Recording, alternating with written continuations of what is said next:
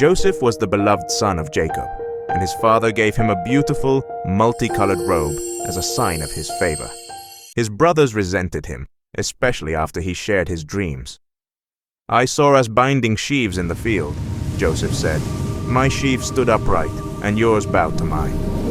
His brothers glared at him. Later he said, "I saw the sun, the moon, and 11 stars bowing to me."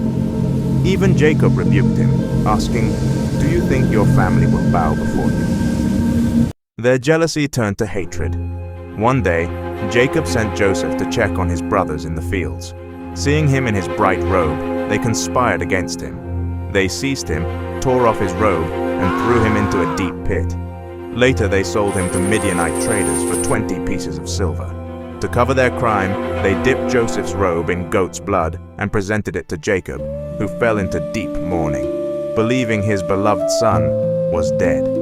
Joseph was taken to Egypt and sold to Potiphar, an officer of Pharaoh. He worked diligently and was put in charge of the household. But Potiphar's wife desired him. Day after day, she tried to seduce him, but he refused. One day, she grabbed him, and he fled, leaving his cloak behind.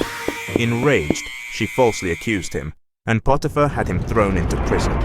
Even in prison, Joseph remained faithful to God. One night, Pharaoh's cupbearer and baker had troubling dreams. The cupbearer dreamed of a vine with 3 branches, which budded, blossomed, and produced grapes. The baker dreamed of 3 baskets of bread on his head, but birds came and ate them. Joseph interpreted them. The cupbearer would be restored in 3 days, but the baker would be executed. His words came true, but the cupbearer forgot him. 2 years later, Pharaoh had a dream of 7 fat cows devoured by 7 thin ones, and 7 full heads of grain swallowed by 7 withered ones. No one could interpret it, but the cupbearer finally remembered Joseph.